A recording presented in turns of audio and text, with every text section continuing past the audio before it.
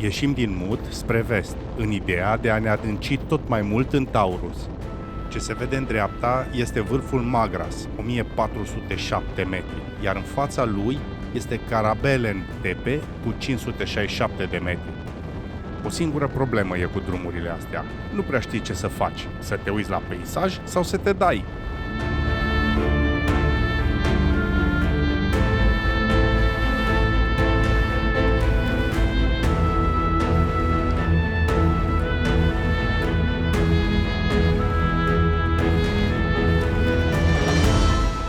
Înainte de Evren, ieșim de pe D340 și o luăm spre sud, ca să ajungem undeva pe fundul unei văi să vedem niște cascade. Cascadele Iercobru seamănă foarte tare cu Bigărul nostru, doar că sunt mai mari. Dar până acolo ne bucurăm de drumul ce coboară în vale pe lângă vârful Sivri. Din nou leandri pe lângă drum. De data asta, tufele sunt mai mari și drumul mai bun. Iar bolovan pe drum. Mai dă-o încolo de treabă. Ne paște vreo surpriză? Ajungem la o parcare și turcul de acolo ne cere destul de mult de motocicletă ca să ajungem la cascade. Nici acum nu-mi dau seama de ce nu ne-am dus. Cred că era și o parte destul de lungă de mers pe jos. Cert este că am luat-o înapoi. Ieșiți înapoi pe T340, ne bucurăm de asfaltul perfect, drumul gol și virajele largi.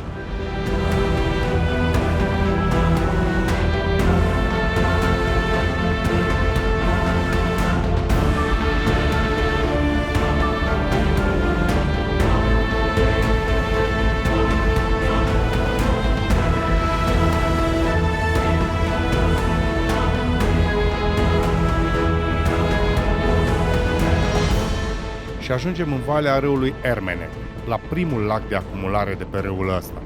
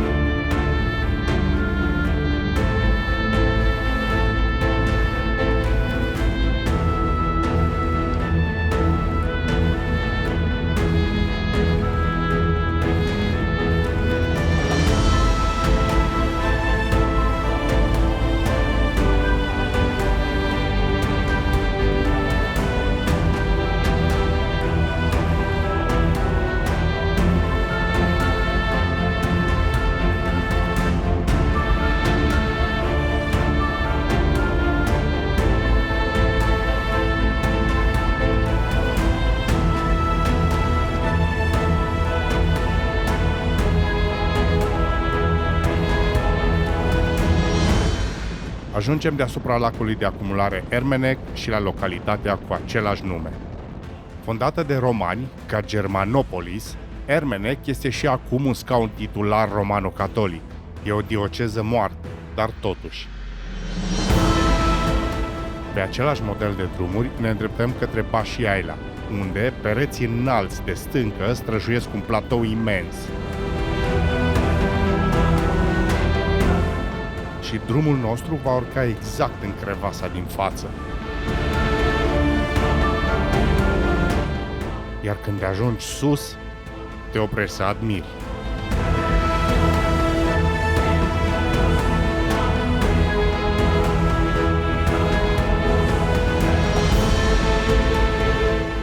Am plecat să batem munții Taurus mai departe. Vom face o buclă ca să ajungem la cascada Cetni. Dacă n-am văzut Bigărul din Turcia, măcar să o vedem pe asta, deși nu este la fel de spectaculoasă. Odată ieșiți de pe drumul principal, peisajul se schimbă și devine pietros, cu brazi micuți din loc în loc. Având în vedere că peisajul era arid, am hotărât să ridicăm drona, care era nezburată de la ultimul incident. Dar se pare că respectiva căzătură nu a lăsat drona fără sechele, că nu mai vine după noi.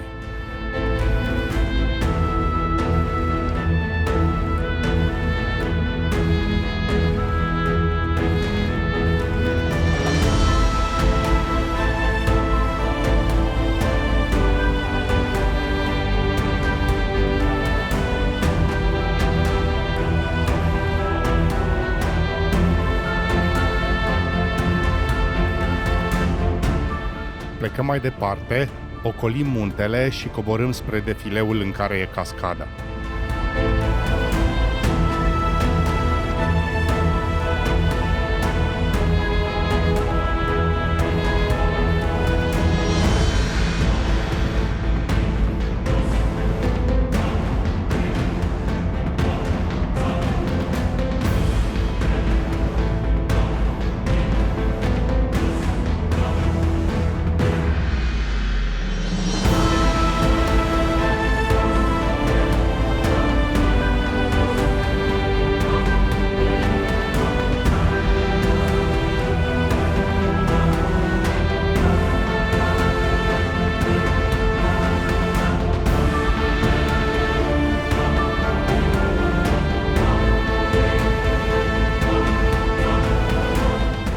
Întorși la drumul principal, îl părăsim destul de repede și trecând pasul Ciucuriut, ajungem la drumul 723. Drum care e frumos el, dar care ne va duce în unul dintre cele mai spectaculoase locuri văzute în tura asta.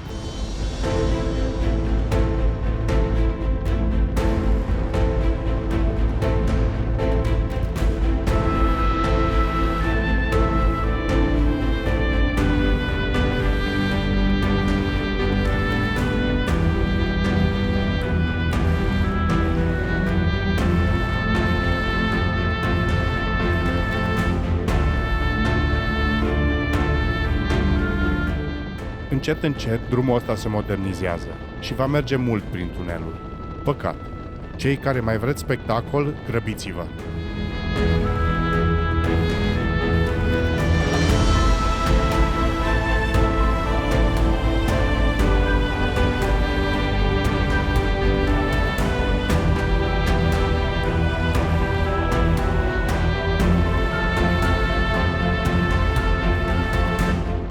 Drumul se strâmtează, semn că ne apropiem de Cușiu Vas, cuibul păsărilor, o porțiune ce este menționată în Dangerous Roads.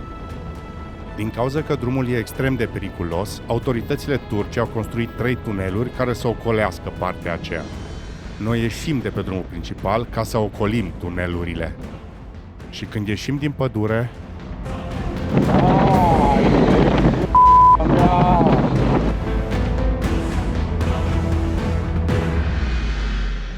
Toți 3 rămânem muți de uimire.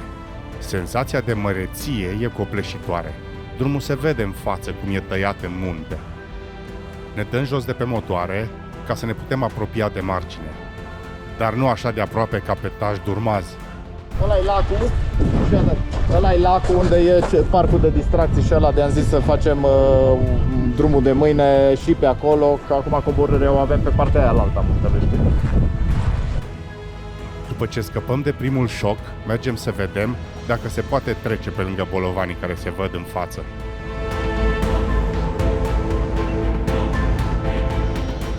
Din nefericire, nici drumul ăsta nu mai este întreținut, așa că o grămadă mare de bolovani îl blochează.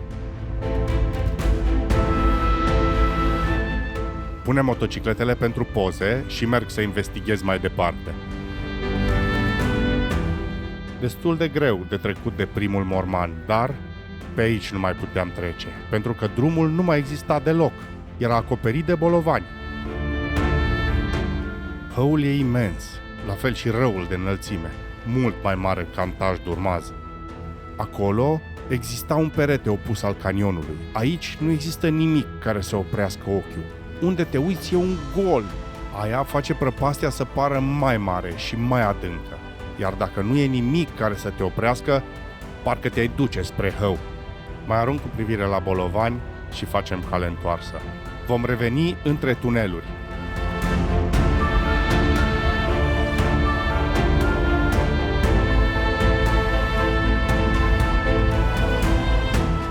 Gaura asta am văzut-o prima dată. Se spune că prima impresie contează.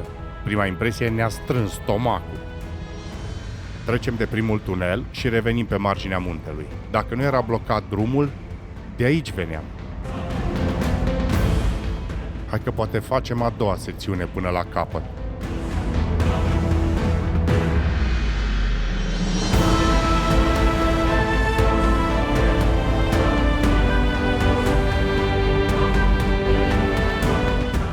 Aici e legătura între tunelurile 2 și 3.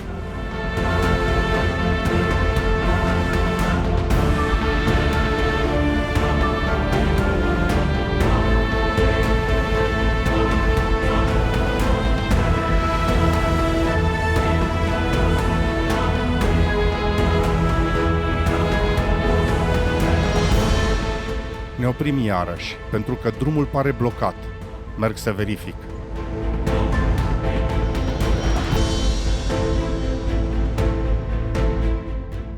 Îi curățat drumul, mă. Ce aveți? E ca pe masă.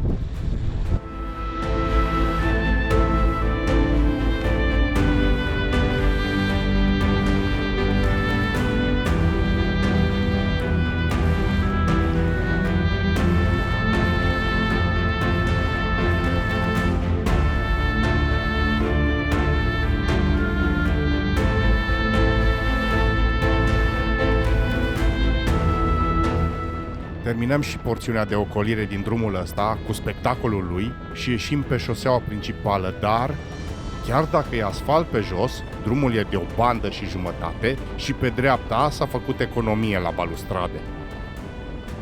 Protecția oferită de copacii de pe margine era iluzorie. Banda era destul de abruptă încât să nu te poți opri. Însă drumul era așa de frumos încât nu mai băgăm de seamă toate neajunsurile.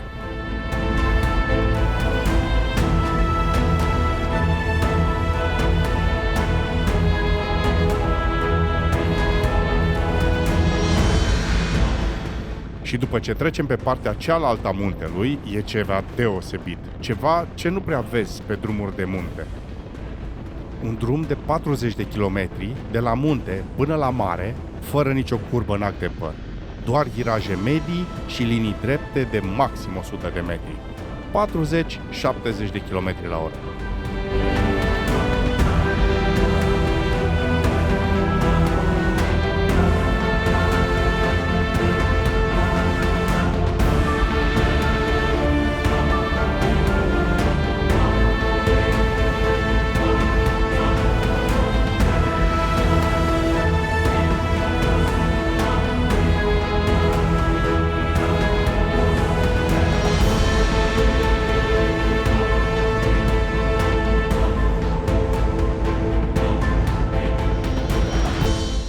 Coborâm tot mai aproape de Alania.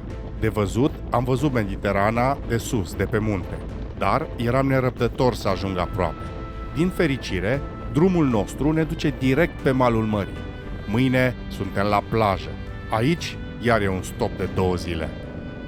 Ajungem la hotel, care arată foarte bine, ne schimbăm și ne turnăm un văru, luăm o bere pentru stingere și mergem să vedem cum e plaja. Terminăm seara cu Osman Tava și cafele. Dimineața, cât timp Pompei și Mișu încep ziua la plajă, eu rup internetul în două să văd cum se demontează drona, pentru că am descoperit că suportul gimbalului este rupt. Așa că am cumpărat niște super glue și am reparat-o. Să înceapă ziua de pauză.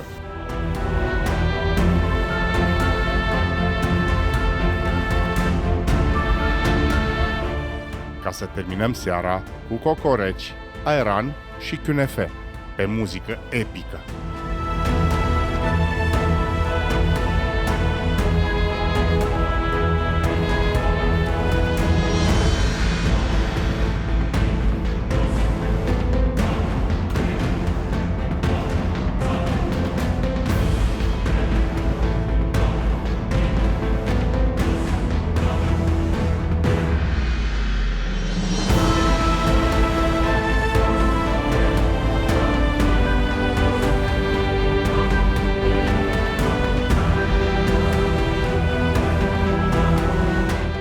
În episodul următor ne întâlnim cu prietenii lui Mișu, dăm din întâmplare peste rămășițele incendiului devastator din iulie 2021, campăm cu peripeții și ci că am reparat drona.